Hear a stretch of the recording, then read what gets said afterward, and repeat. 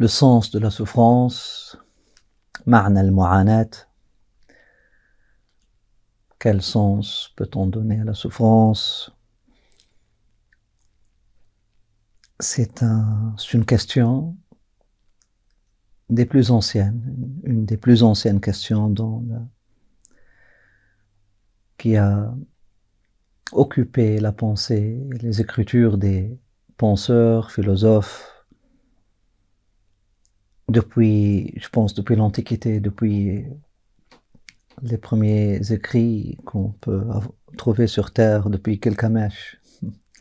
Pourquoi la souffrance? Gilgamesh qui s'inquiète de voir son ami Enkidu tomber malade et mourir alors que lui, il n'arrive pas à le sauver de sa souffrance. Effectivement, donc c'est une question qui a occupé une place très très très importante dans la pensée humaine, et plusieurs sont partis à établir une connexion entre la souffrance et la justice pour trouver un sens à la souffrance. Donc, ils ont cherché à expliquer la souffrance par la justice. C'est-à-dire, si une personne souffre, c'est parce qu'elle le mérite.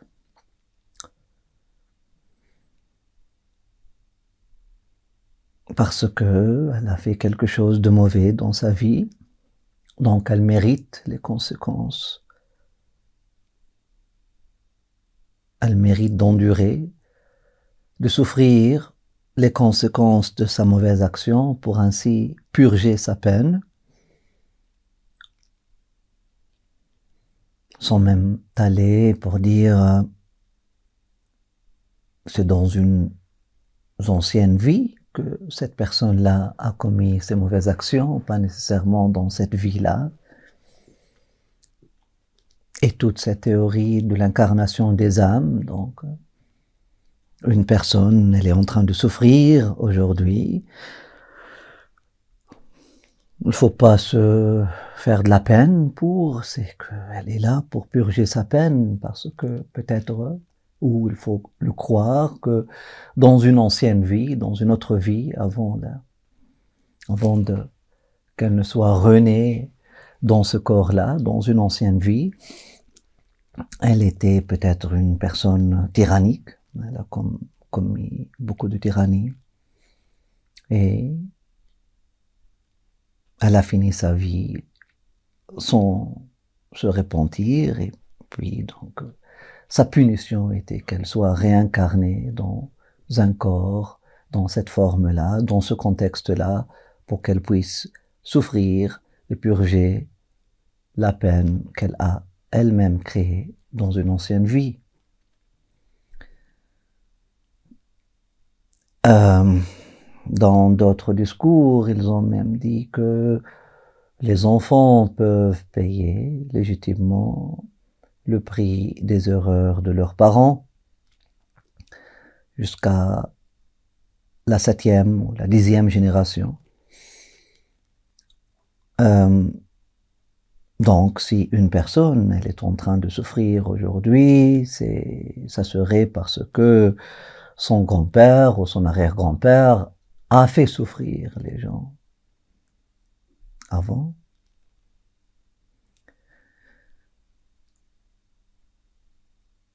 Donc, s'il y a souffrance, c'est par justice, parce que Dieu serait, et bien sûr est intrinsèquement bon et juste, et voilà. S'il y a une personne qui souffre, même s'il s'agit d'un enfant, même s'il s'agit d'un animal, c'est parce qu'il y a une injustice qui a été commise. Si ce n'est pas dans cette vie, ça serait dans une vie passée. Lier le sens de la souffrance c'est pas ça mon opinion, hein, c'est juste un résumé de dans la pensée humaine en général. Voilà, lier la question de la souffrance à l'injustice, ou à la justice, à la notion de la justice, aussi, si Dieu est juste, pourquoi fait-il souffrir les gens? Donc, ou bien on va dire que Dieu est juste, et donc la souffrance c'est une justice, c'est par justice que les gens sont en train de souffrir, nous l'avons expliqué tout à l'heure, par le fait de karma, etc., etc. Et maintenant, une autre réponse serait que non, Dieu est injuste, intrinsèquement, Dieu c'est un ennemi, c'est une force supérieure, tyrannique, fatale.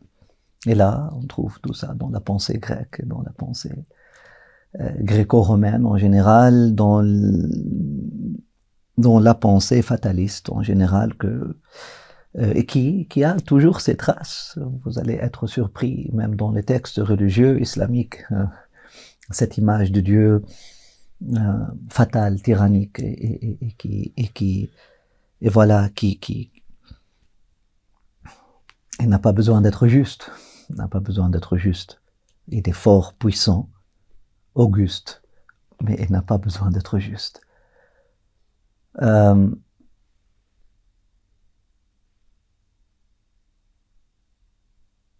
Je pense que c'est une erreur de connecter les deux notions, souffrance et justice. La souffrance, le sens de la souffrance ne réside pas dans une certaine justice ou dans la justice. Si il est vrai si on veut comprendre les textes religieux vraiment au premier degré, les personnes qui vont faire mal, qui vont commettre le mal dans cette vie-là, dans la vie de l'au-delà, il y aura ce qu'on appelle la Géhenne, l'enfer, hein, un endroit de souffrance. Selon une lecture de premier degré des textes religieux, ça serait, voilà, hein, ils vont payer les conséquences de leurs actes par justice. Aussi, selon une lecture de premier degré, les peuples qui ont été détruits auparavant, comme Ad, comme Hud, comme Lut, etc., les peuples qui ont été détruits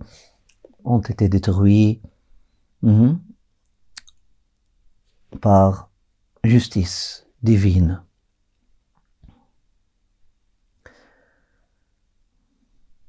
On peut comprendre pourquoi la pensée humaine donc peut glisser dans cette je dirais dans cette impasse de vouloir expliquer la souffrance à travers la justice divine. D'ailleurs, dans le comportement humain, qu'est-ce qu'il y a après le tribunal, après la justice? Il y a la prison pour faire souffrir les gens. Et nous faisons souffrir les méchants. Ils ont commis un acte terroriste, donc on va les faire souffrir. Ils ont commis une violence, donc on va les faire souffrir. Donc l'enfant qui commet quelque chose de mauvais, on va le faire punir. Et la notion de punition chez nous, culturellement, elle est souvent connectée à la vengeance et à la justice. Et je pense que c'est une impasse aussi. Je ne pense pas que notre rôle est de donner justice, notre rôle principal. Je ne pense pas que la souffrance ou l'épreuve est là pour faire payer les conséquences d'une action quelconque. D'ailleurs, on l'appelle épreuve Épreuve, c'est pour éprouver. Épreuve, c'est pour donner une chance à la personne de faire ses preuves. Preuve de quoi? C'est pour donner à la personne une chance d'être un témoin. Shuhada. Témoin de quoi? Témoin de que il y a quelque chose au-delà de la matière, tout simplement. Que le secret de cette vie, il est au-delà de la vie matérielle, tout simplement. Qu'il y a un esprit, qu'il y a une dimension plus élevée d'existence. Voilà le sens que je donnerai à la souffrance. D'ailleurs, si nous lisons les textes religieux avec une lecture spirituelle, nous allons trouver que les personnes qui ont souffert le plus étaient qui? C'était les messagers, les femmes et hommes de Dieu, leurs familles, leurs enfants, les innocents. Donc, on ne peut pas connecter la souffrance à la justice.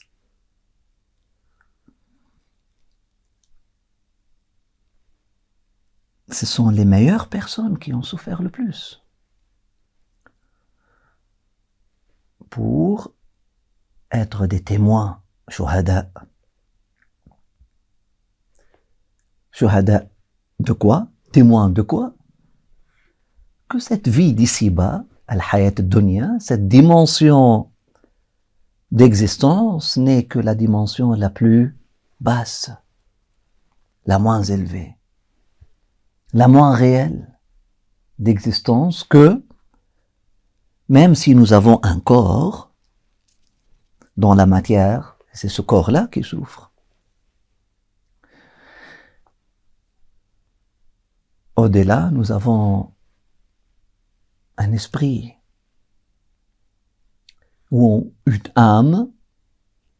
Si on la libère du prisme matériel, cette âme-là peut trouver le sens, peut retrouver le souffle de l'esprit, et à travers ce souffle-là, elle peut donner sens à sa souffrance, et cette souffrance-là, elle peut devenir quelque chose de très grand, quelque chose de très beau, une contemplation d'une sagesse, que cette vie n'est rien. En réalité, cette vie matérielle n'est rien. إِنَّا جَعَلْنَا مَعَ الْأَرْضِ زِينَةً لَهَا لِنَبْلُوَهُمْ أَيُّهُمْ أَحْسَنُ عَمَلًا. Tout ce qu'il y a sur terre, tout ce qu'il y a de matériel autour de nous, ce n'est qu'un décor. Tout ce qu'il y a dans le monde des formes, ce n'est pas une fin en soi. Ce n'est qu'un examen. Épreuve, d'où le mot épreuve. Ce n'est qu'un examen. L'esprit, lui, ne souffre pas. L'âme qui est disposée à être connectée à l'esprit et comprendre la sagesse du divin, l'âme qui prend la posture de l'élève et se positionne en tant qu'élève, Abdullah, en tant que quelqu'un, en tant que cheminant dans la voie d'Allah. L'âme qui s'identifie à ce rôle-là, à cette identité-là, et qui se connecte à l'esprit, à la lumière originelle de l'esprit, ne souffre pas, ne souffre point. Ala inna awliya Allah la khawfun alayhim wa la hum yahzanun. Bien que, matériellement parlant, ils sont dans la peur et dans le huzn toute leur vie.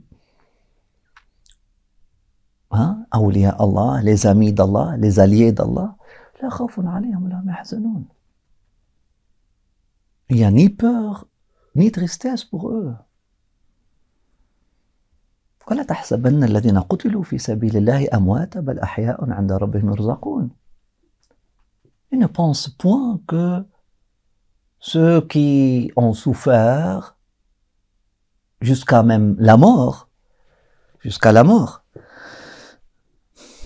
et leurs vies ont été éteintes dans la voie d'Allah, ne pensent pas qu'ils sont morts.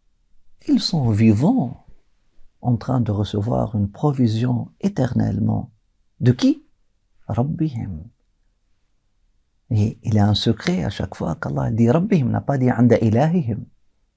Il n'a pas dit Anda Allah, il a dit Anda Rabbihim. Chez qui? Chez Rabbihim. C'est-à-dire chez leur maître enseignant, leur enseigneur. Comme certains l'ont traduit, leur maître développeur, celui qui fait leur tarbiya, c'est-à-dire leur croissance, le responsable de leur croissance spirituelle. Donc, l'épreuve, elle est là pour notre croissance spirituelle. Elle n'est pas là pour nous faire payer un prix quelconque.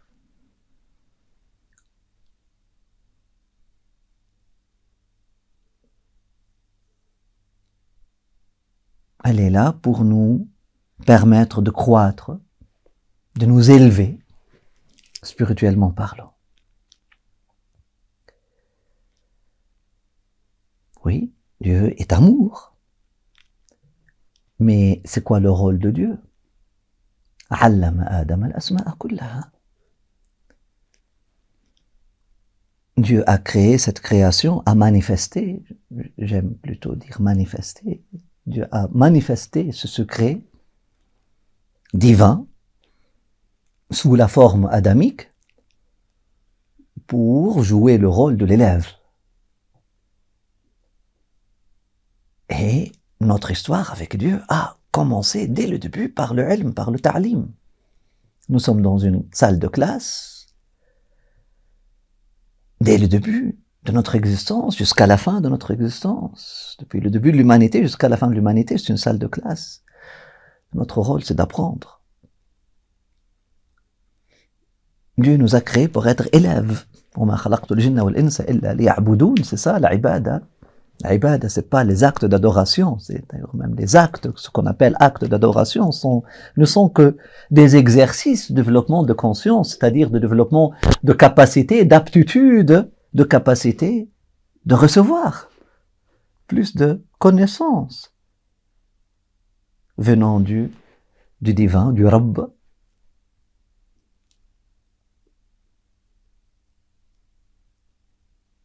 Celui qui, notre maître, qui développe notre conscience, qui permet notre croissance. Donc, il est amour. Mais pour nous, Dieu, c'est un enseignant. C'est un enseignant, c'est un maître, oui, bien sûr, qui aime son élève. Et le maître qui aime son élève va le soumettre à l'épreuve pour lui permettre de grandir et de croître. Un sens qui paraît peut-être banal, mais je vous invite à méditer là-dessus, c'est assez profond. Ça nous libère de l'impasse historique dans laquelle plusieurs penseurs, plusieurs philosophes, plusieurs personnes qui ont voulu comprendre la souffrance ont été coincées.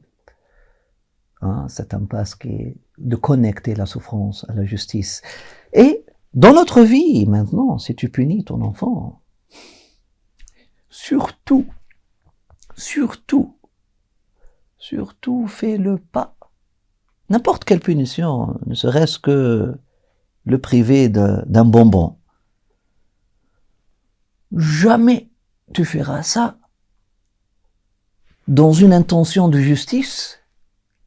Jamais tu communiqueras ça à ton enfant, que c'est par justice que tu es en train de lui faire ça.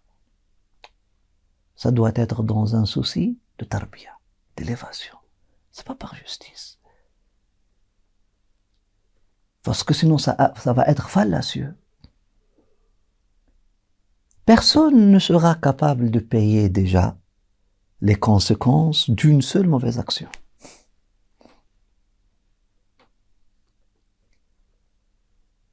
Qui sommes-nous pour comprendre l'impact d'un seul mensonge sur l'univers tout entier?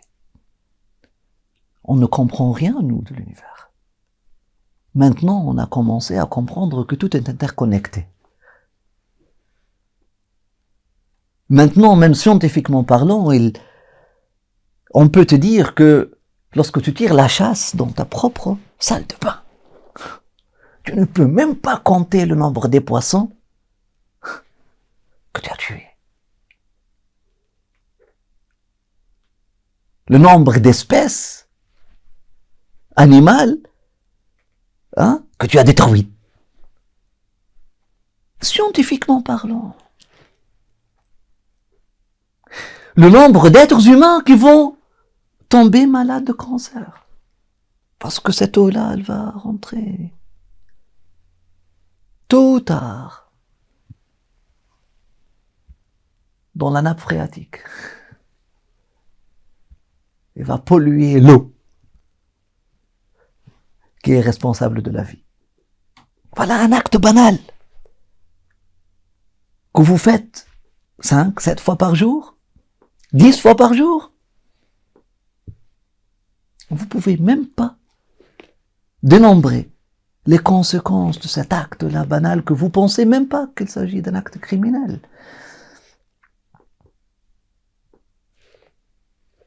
Personne n'est capable de payer les conséquences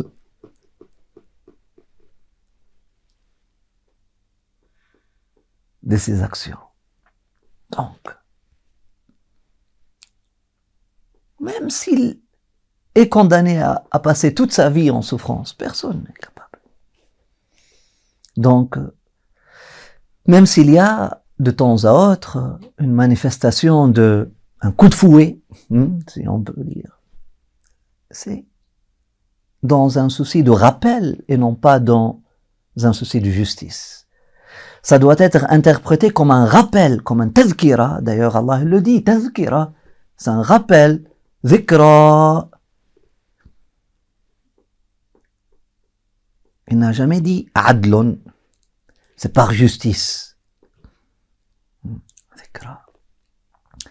D'ailleurs, dans un autre verset, dans Sourate Rum, il dit, afin de leur faire goûter à une poussière de qu'est-ce qu'ils ont causé, afin qu'ils puissent méditer et comprendre l'impact du mal qu'ils peuvent causer. Donc, oui, Dieu est intrinsèquement bon, Dieu est amour, bien sûr. Oui, Dieu est juste, oui. Et parce que nous sommes ses élèves, et parce que cette vie matérielle n'est qu'une salle de classe, et nous avions une vie spirituelle avant la vie matérielle, nous aurons une vie spirituelle après la vie matérielle, si vous permettez cette description-là, plus simple. Mais moi je vous dis que les deux dimensions existent, toutes les dimensions existent dans un présent éternel, sans passé ni futur. Donc l'être humain est appelé à vivre une dimension élevée d'existence, al-hayat al-ulya, al-hayat al-akhira, al-jannah, la dimension cachée d'existence. Al-Jannah, c'est ça, Al-Jannah, les cachés des yeux. Le bonheur caché des yeux de ceux qui s'aveuglent par la matière. Voilà Al-Jannah. Donc, oui. Pourquoi Dieu soumet ses créatures à la souffrance? C'est pour nous dire que cette vie matérielle n'est pas la fin, n'est pas la finalité. Et en tout cas, l'esprit ne souffre pas. Qu'est-ce qui est le plus élevé en nous ne souffre point. Et les témoins de la sagesse et de la bonté de Dieu, d'ailleurs, je conclus par ça, lorsque Youssef, alayhi salam, d'ailleurs, subhanallah, le Coran, les textes de révélation sont pleins de récits de souffrance des élus qui ont été torturés, emprisonnés, tués, décapités, persécutés, délaissés.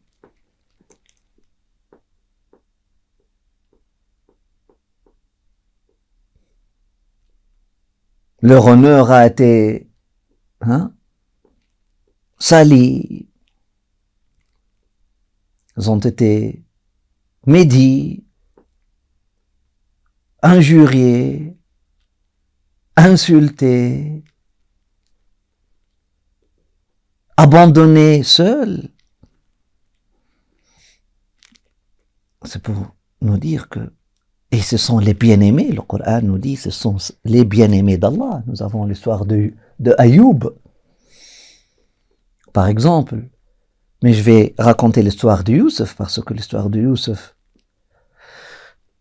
Allah subhanahu wa ta'ala l'appelle Ahsan al-Qasas, le meilleur des récits.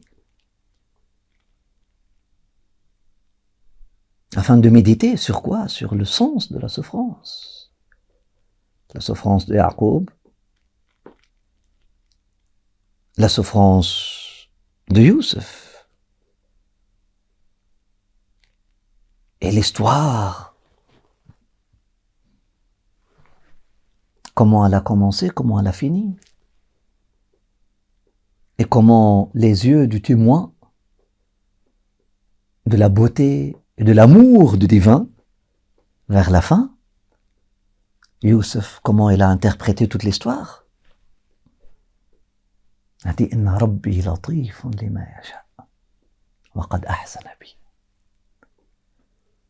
Encore mon Rabb, mon éducateur, mon Seigneur, mon maître nourricier de ma conscience,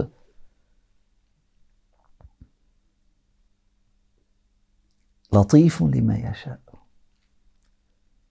a des méthodes très subtiles pour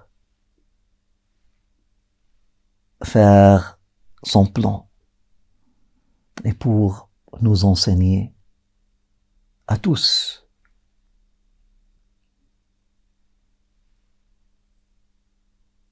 son amour et nous donner des leçons à tous d'humilité, des leçons de etc. pour nous permettre de croître spirituellement.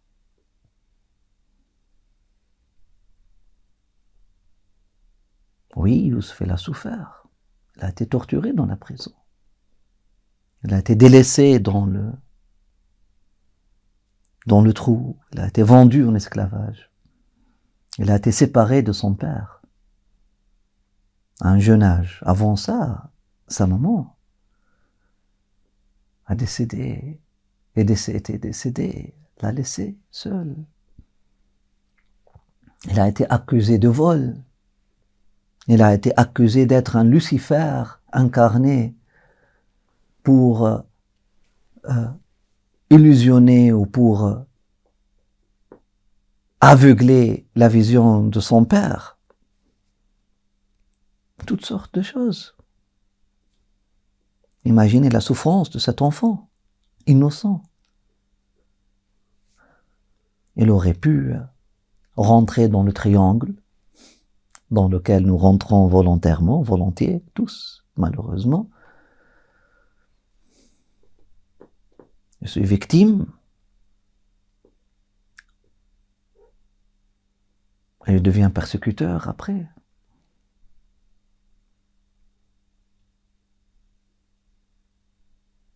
Mais non. Il a vu les choses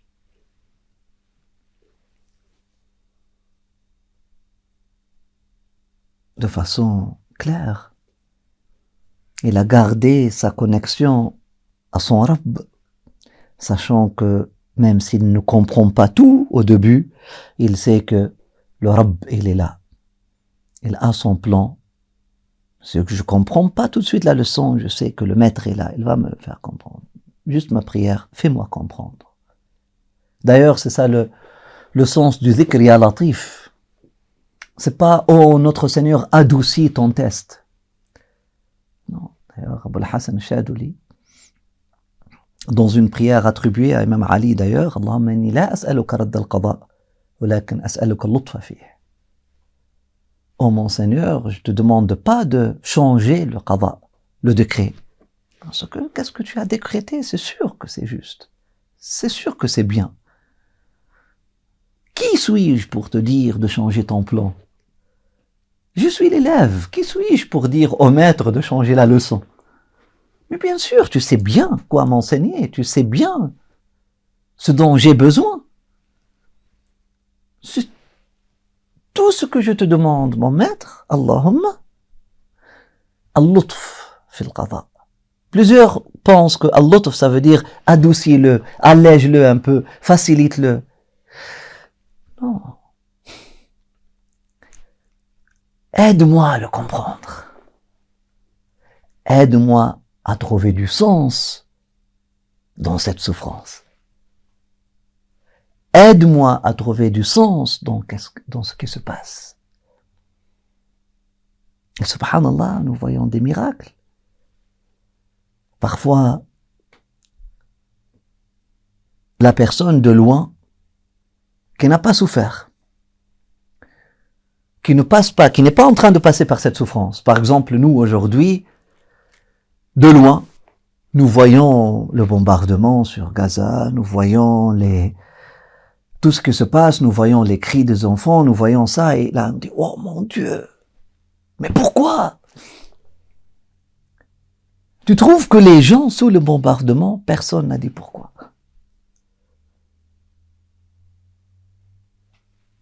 Parce qu'ils sont en train de recevoir une force spirituelle, en même temps, un lutf qui est en train de leur faire vivre ce test-là, ou cette épreuve-là, afin qu'ils puissent apporter la bonne réponse.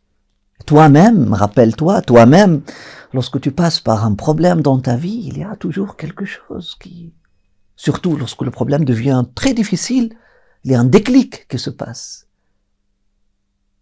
Et là, c'est comme si tu vis une transcendance ou une ascension spirituelle et tu prends de la hauteur et là, tu retrouves le calme. Et tu commences à regarder, à voir les subtilités. Le lutf d'Allah subhanahu wa ta'ala. Pour les enfants, la question devient encore plus sensible. L'enfant est un être fragile, l'enfant est un être vulnérable. Dieu nous dit de prendre soin de l'enfant, de ne pas faire souffrir l'enfant. Pourquoi lui-même cause-t-il ou permet-il cette souffrance? Des enfants qui naissent paralysés, des enfants qui sont violés, des enfants qui sont abusés par leurs propres parents, des enfants qui sont abandonnés. Souffrance psychologique encore plus pénible et traumatisante qu'une souffrance physique.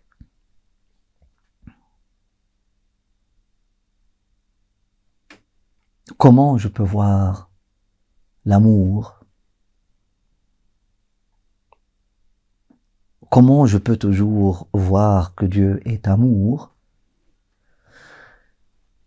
Comment je peux toujours voir que Dieu est juste? En voyant de telles souffrances.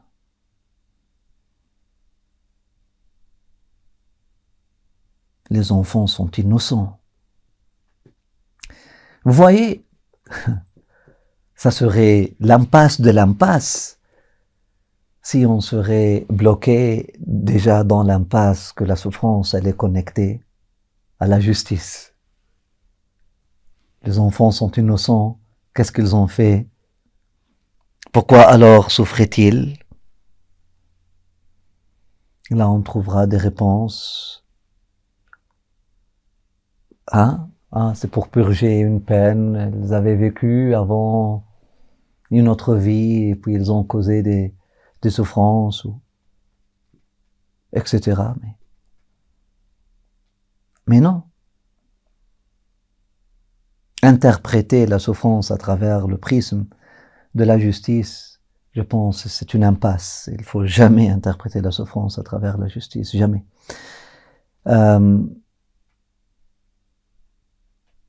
D'ailleurs, même pas la souffrance après la mort, même pas la souffrance dans l'enfer, c'est pas une question de justice. Non. Même ça, c'est une tarbiya.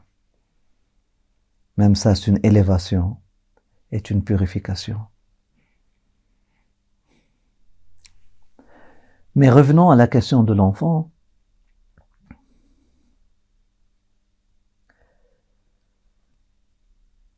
Si cette vie-là était la fin, si la vie matérielle était la fin, si Dieu nous a dit que ce monde-là serait un monde idéal, c'est-à-dire ce monde-là était un monde de rétribution, un monde de justice, un monde de paix, là on se poserait la question. Mais je pense que la question vient d'une mauvaise compréhension, ou la crise, elle vient d'une mauvaise compréhension du sens de la vie elle-même. Cette vie elle-même. Pourquoi Dieu nous a créés? Pourquoi Dieu nous a envoyés sur terre? Pourquoi nous vivons cette vie?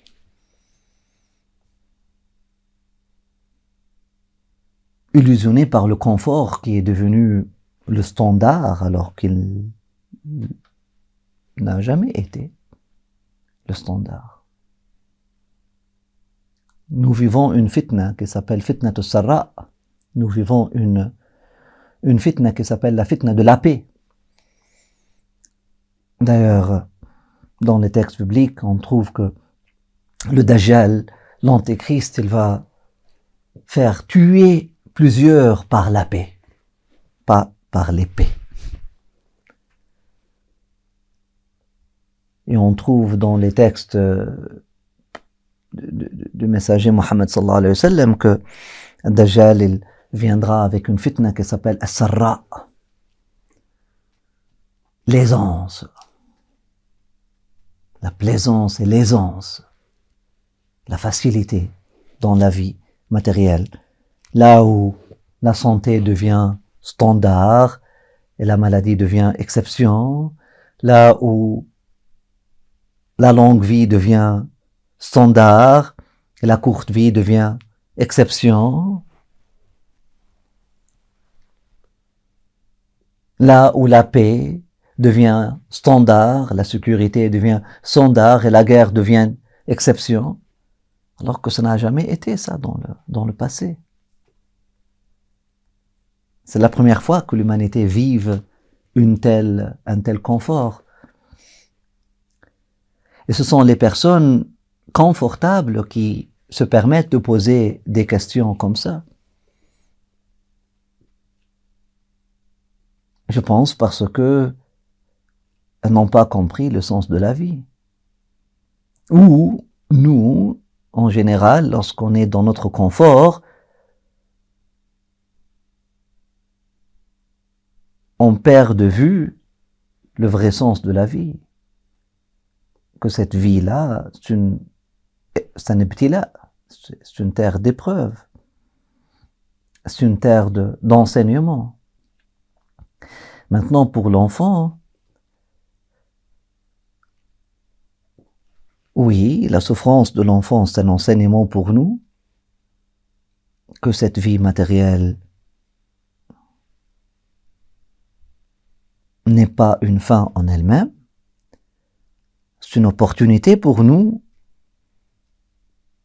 de développer notre empathie. Pour l'enfant maintenant, nous savons que il y a toujours l'âme, l'esprit, le corps lui souffre, l'âme ne souffre pas. Nous avons entendu le témoignage de cette maman qui dit que, avant de mourir, son enfant s'est réveillé le matin et lui a dit « Maman, je vais mourir ». Elle lui a dit « Mais pourquoi tu veux mourir ?» Elle a dit « Parce que je veux monter dans le ciel ». Il n'a jamais entendu ça de personne, mais c'est comme ça c'est comme ça qu'il a vu les choses lui-même. Donc, un enfant innocent, lorsqu'il va mourir, il va s'élever.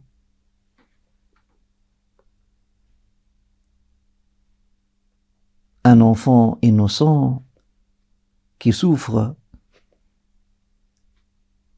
il est en train de jouer un rôle inimaginable dans l'équilibre cosmique déjà. Il est en train de souffrir pour d'autres, comme les amis de Dieu d'ailleurs, lorsqu'ils souffrent,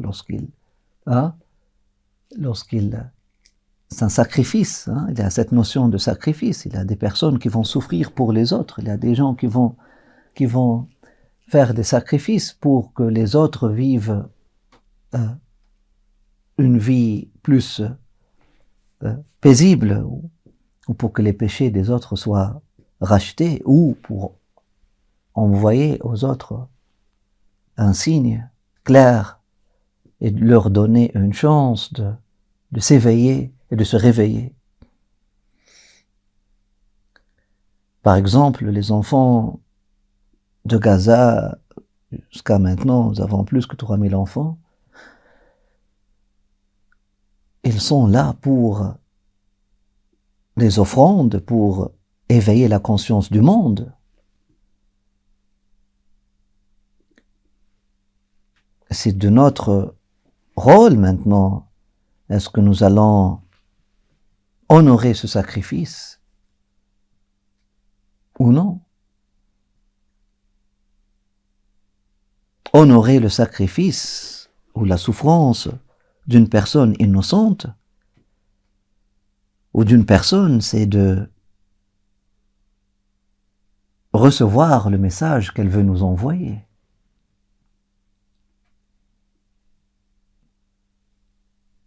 Et ce message-là, c'est que si cette souffrance-là, elle est causée par un autre être humain, réveillez-vous et ne soyez pas comme cet être humain qui nous fait souffrir.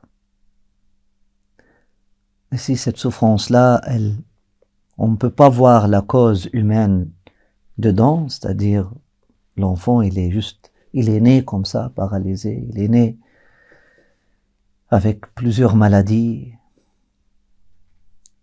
La leçon, c'est pour nous dire que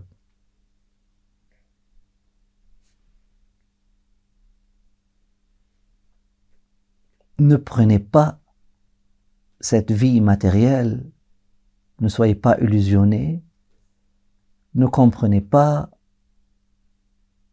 mal le sens de la vie, ne prenez pas l'aisance et la bonne santé dans la vie matérielle pour acquis. Ce monde-là n'est pas le paradis. soyez humble et utilisez bien et faites un bon usage de la force, des capacités que Dieu vous a données. Ne les prenez pas pour acquises. Un enfant paralysé est un messager de Dieu. Un enfant qui ne sait pas marcher, c'est un messager de Dieu. Un enfant qui ne peut pas parler est un messager de Dieu pour me dire que la capacité de parler est une responsabilité. C'est une bénédiction et une responsabilité. Je ne dois pas prendre ma capacité de parler pour acquise. Je ne dois pas abuser de ma parole. Un enfant qui est né aveugle ou déformé est un messager de Dieu qui est en train de me dire, ne prenez pas la belle forme dans laquelle vous êtes créé pour acquise. C'est un cadeau, elle n'est pas la vôtre. On aurait pu vous mettre dans cette forme-là. On aurait pu vous créer sans yeux.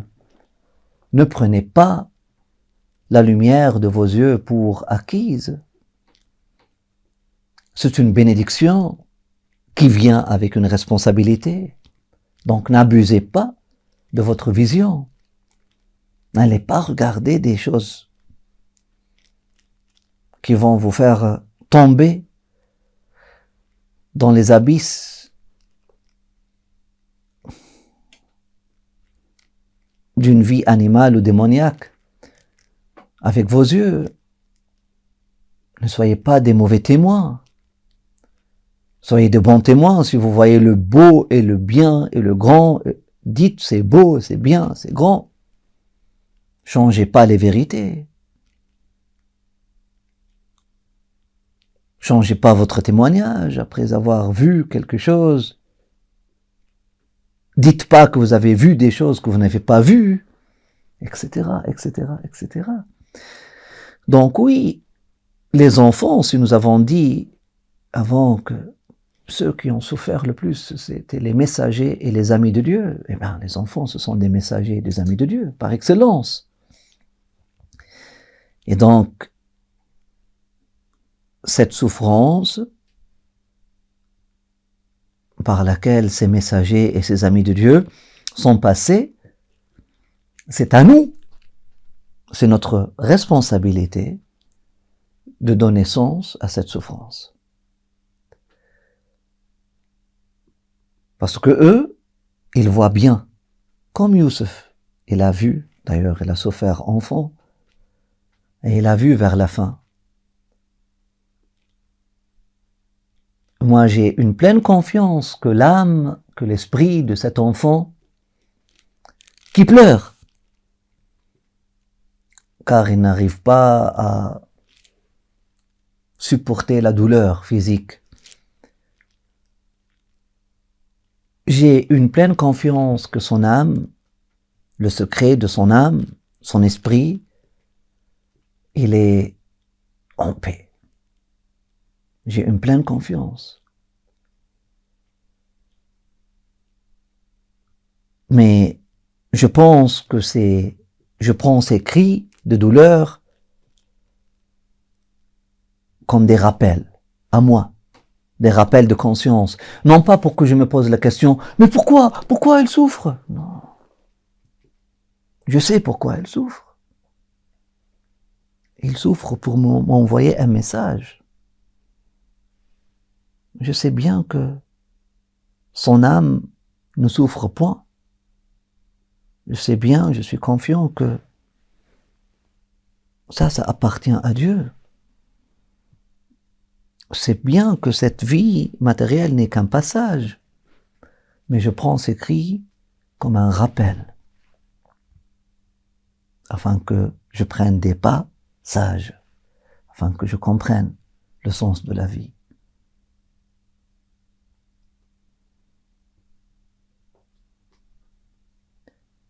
Maintenant, il y a des gens qui se posent la question à chaque fois que des êtres humains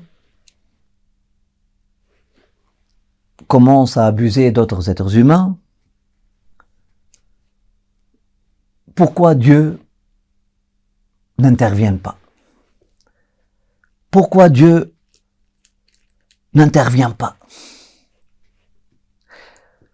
Comme aujourd'hui, avec tout ce qui se passe devant nos yeux tous. Et d'ailleurs,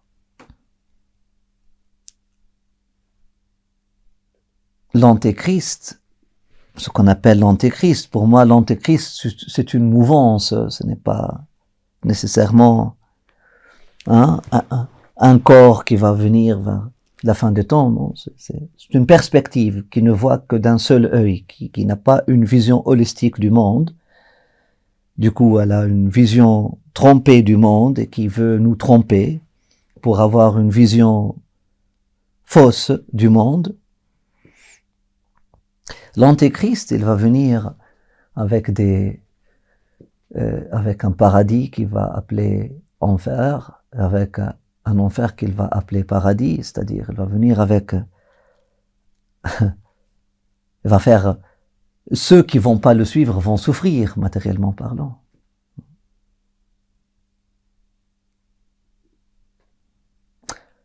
Shaitan, lorsque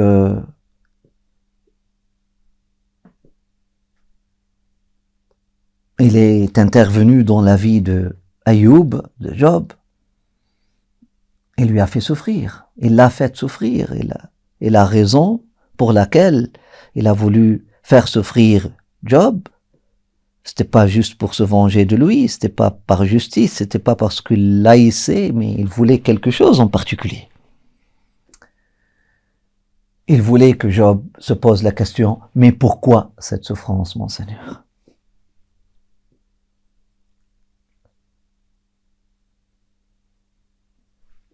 L'antéchrist aussi va faire souffrir des gens, ou il fait souffrir des gens pour qu'ils se posent la même question et pour aussi que d'autres faibles et qui ont la vision fausse de cette existence, que cette existence doit être confortable, que si je suis un bon chrétien ou un bon croyant, si je suis dans la bonne religion, dans le bon clan, j'ai ma maison, ma cour, mon jardin, je vis la paix, et du coup,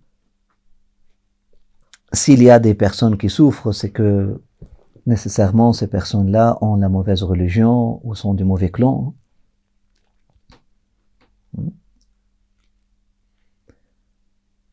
C'est ça, il faut faire attention à ça.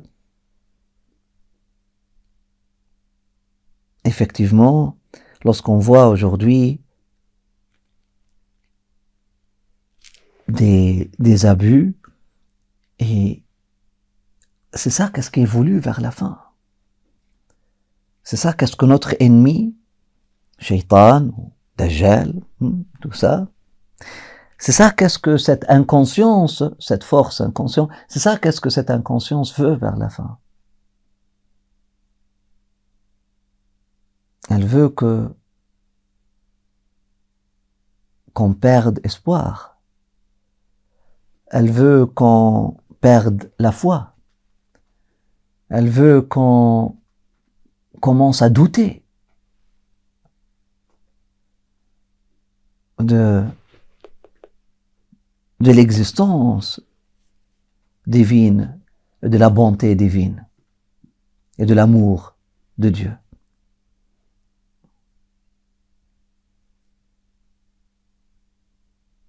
Donc il faut faire attention. Il ne faut pas connecter l'aisance à l'amour. C'est pas parce que tu es à l'aise que tu es plus aimé. Et il ne faut pas connecter la souffrance à un manque d'amour. Ce n'est pas parce que tu souffres que Dieu t'a abandonné. ou que tu es mal aimé.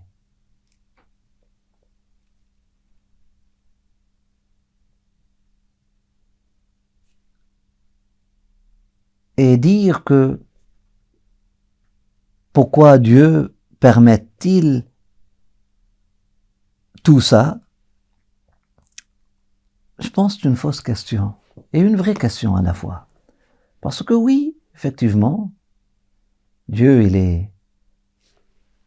son destin est déjà écrit, si tu veux. Dieu est là. Mais pourquoi Dieu n'intervient pas pour arrêter cette souffrance?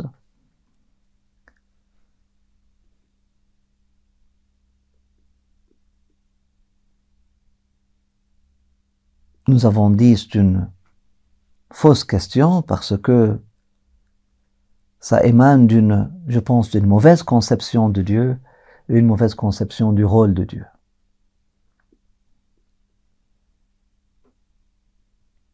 Et une mauvaise conception du sens de la vie. Moi je dis Dieu n'intervient pas parce que c'est à nous d'intervenir. Ne pose pas la question pourquoi Dieu n'intervient pas, mais pose-toi la question pourquoi les pays forts n'interviennent pas.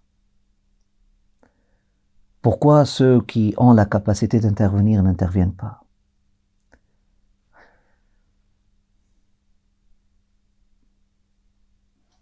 Dieu n'est pas là pour prendre part.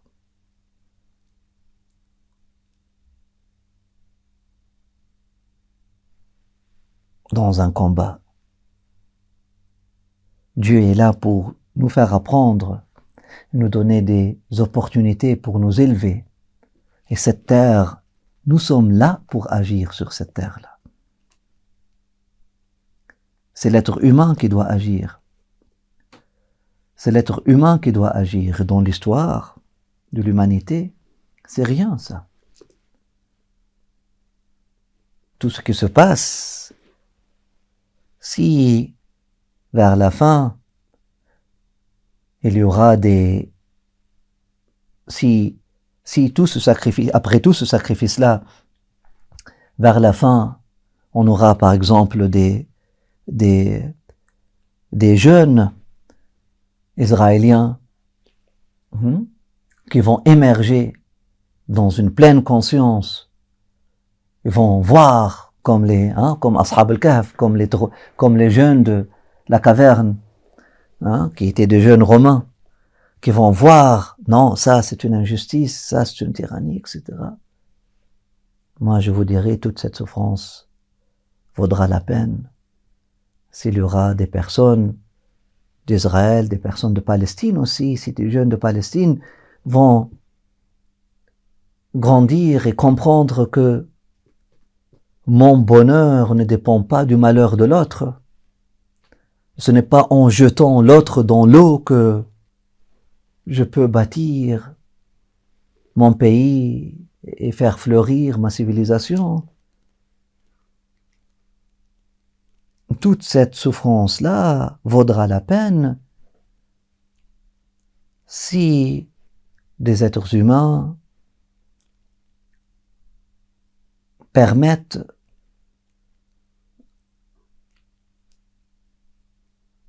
à toute la lumière qui vient avec cette souffrance-là de pénétrer dans leur cœur et se permettent de s'élever au-delà de la différence de leur religion, la différence des couleurs, la différence, toutes les différences,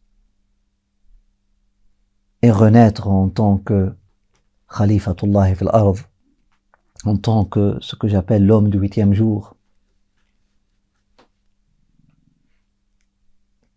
l'homme conscient. Si après tout ça, on pourra voir une génération consciente, d'un haut niveau de conscience, ça vaut la peine. Et ce qui donne espoir, c'est que lorsqu'on voit si on fait une lecture consciente de l'histoire, maintenant si je veux, une lecture consciente de l'histoire, je vois qu'après les pires des guerres, il y a toujours un reboost dans la conscience humaine, une avancée dans la conscience humaine. L'être humain est en train d'évoluer dans sa conscience. L'être humain est en train de grandir. Et tout ce qui se passe va faire grandir l'être humain, nécessairement. Maintenant, la question que moi ou toi devons nous poser, est-ce que nous voulons faire partie de cet être humain qui va grandir, ou nous restons à la marge, nous restons juste des spectateurs de cette évolution de conscience humaine. Pourquoi vous et moi, nous ne ferons pas partie de cette génération consciente, cette génération du 8e jour, cette génération qui va dépasser tous les clivages, toutes les différences, cette génération qui peut réclamer l'identité humaine par excellence et retrouver le potentiel humain d'être un vrai humain, c'est-à-dire d'être un Abdullah. Ce potentiel du secret du divin en nous, cette conscience universelle, au-delà de toutes les identités. Voilà une lecture de qu'est-ce que se passe aujourd'hui. En particulier, mais aussi de tout ce qui s'est passé, de tout ce qui se passe tout le temps. S'il y a une souffrance, فَإِنَّ مَعَ الْعُسْرِ يُسْرًا إِنَّ مَعَ الْعُسْرِ يُسْرًا. Dans la sourate 94 du Coran, Allah subhanahu wa ta'ala nous dit qu'avec la difficulté, il y a un Isra. C'est pas la facilité. Si, avec la difficulté, il y a toujours un lutf, une facilité, c'est-à-dire une facilité, une inspiration, un souffle, un boost afin qu'on puisse comprendre c'est quoi cette difficulté-là, afin qu'on puisse réussir le test. Mais, avec chaque difficulté, il y a un Isra, c'est-à-dire, il y a un voyage, il y a une accélération dans le rythme de la croissance. Et ça, on peut le voir dans nos vies. Toi comme moi, nous avons vécu des moments dans notre vie très très difficiles et nous avons constaté qu'après ces moments-là, il y avait comme une sorte de sobriquet dans notre évolution mentale et rationnelle. Nous avons vécu un épanouissement, éclat.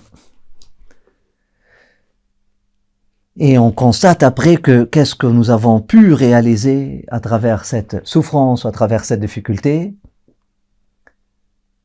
Le degré de croissance que nous avons pu atteindre après cette difficulté dépasse de loin tout ce que nous aurions pu réaliser s'il n'y avait pas cette difficulté-là. Je vous invite moi je peux vous raconter toute ma vie et vous dire que c'est grâce à des moments très difficiles que j'ai pu comprendre des choses que j'aurais pas pu comprendre autrement. Que j'ai pu évoluer dans ma conscience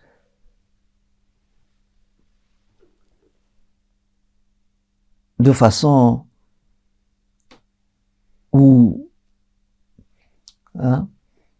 de façon qui serait inimaginable autrement, s'il n'y avait pas ces difficultés-là et ces problèmes-là.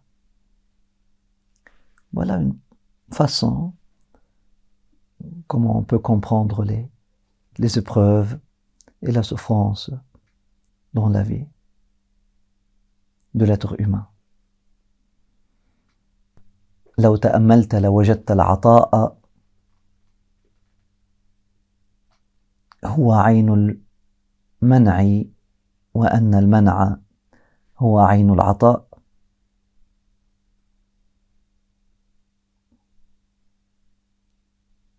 Comme l'a dit un des sages, si vous contemplez bien, vous allez voir que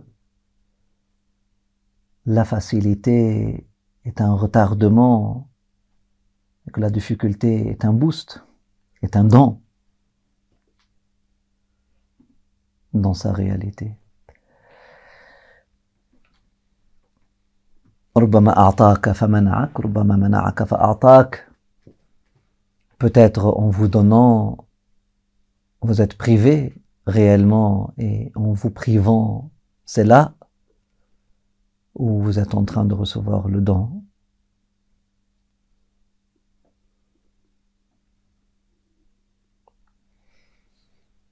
وَرُبَّ مِحْنَةٍ هِيَ عَيْنُ الْمِنْحَةِ.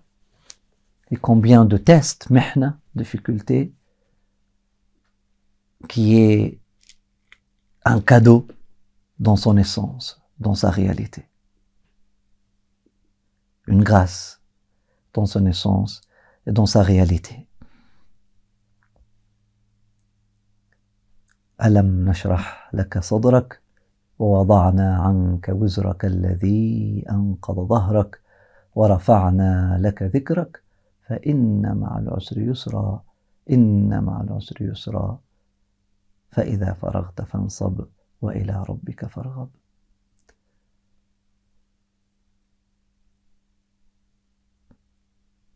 Surah 94 du Coran, je vous invite à méditer sur son sens. Nous demandons à Allah subhanahu wa ta'ala al-afiya. Nous demandons toujours à notre Seigneur al-afiya. Nous ne choisissons pas la difficulté par nous-mêmes. Nous demandons à Allah subhanahu wa ta'ala al-afiya, le bien-être, afin qu'on puisse bien naître et renaître, afin qu'on puisse bien lire, afin qu'on puisse trouver la force et la lumière, afin qu'on puisse recevoir la force et la lumière par laquelle on peut lire la difficulté de notre contexte et ne pas tomber dans le délire, de questionner la volonté et la sagesse du très sage, du très haut, du très proche, du plus proche de nous que nous-mêmes, de la conscience suprême d'Allah subhanahu wa ta'ala, au-delà, qui est au-delà de l'essence divine, qui est au-delà de toute imperfection, qui est au-delà de toute... Ce n'est pas un dogme, ce n'est pas un dogme. Vaut mieux questionner la justice de Dieu pour témoigner de sa justice et de son amour que d'accepter un dogme que Dieu est bon, Dieu est juste, en le prenant juste comme un tabou et voilà. Et lorsque les difficultés nous frappent, le dogme se casse et je me trouve sans racine et sans rien. Non. C'est bien de douter, le doute fertile, non pas le doute stérile. C'est bien de se poser les questions fertiles. C'est-à-dire les questions qui sont dans l'intention de trouver une réponse, non pas les questions qui émanent d'une zone de confort. Les doutes qui viennent d'une vraie souffrance, et non pas les doutes qui poussent à la surface de notre mental comme des parasites à cause que l'eau de notre mental est stagnante, elle n'est pas en train de bouger à cause d'un confort mental. Donc les doutes et les questions sont les bienvenus dans le cheminement spirituel. C'est très très très important qu'on les pose. C'est très très important qu'on les ramène. C'est très très très important qu'on les ramène à Dieu lui-même, à l'essence divine elle-même.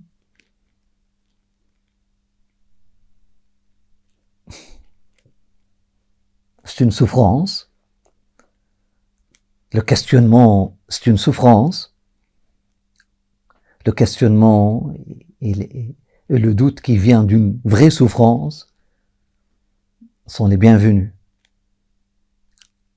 car ils sont les clés de la connaissance et du dévoilement du sens.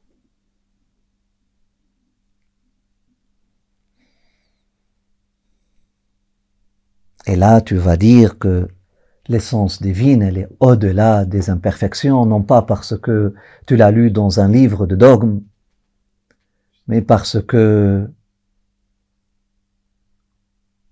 tu l'as goûté, tu l'as vu. Là, tu vas dire « Ashhadu anna Allah mahabba wa anna Allah adil wa anna Allah haqq » Je témoigne que Allah est amour, que Allah est réel, que Allah est juste. Et tu ne vas pas dire « je crois que Allah existe, que Allah est juste, que Allah est amour ». La croyance, elle n'amène à rien. Il faut témoigner. Et pour témoigner, il faut être un shahid. Il faut passer par l'expérience. Et cette expérience est une souffrance. Donc finalement,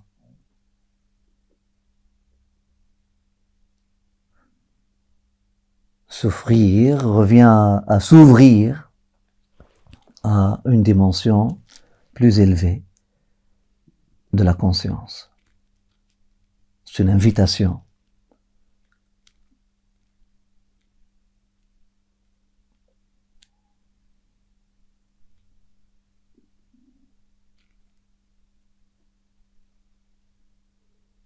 Dieu ne veut pas qu'on souffre. Dieu veut qu'on s'ouvre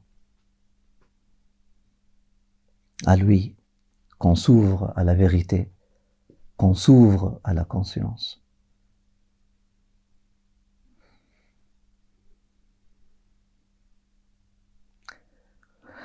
En tout cas, merci beaucoup pour m'avoir écouté. Ce n'est qu'un début de réflexion, ce n'est qu'une invitation à méditer profondément, à poser des questions,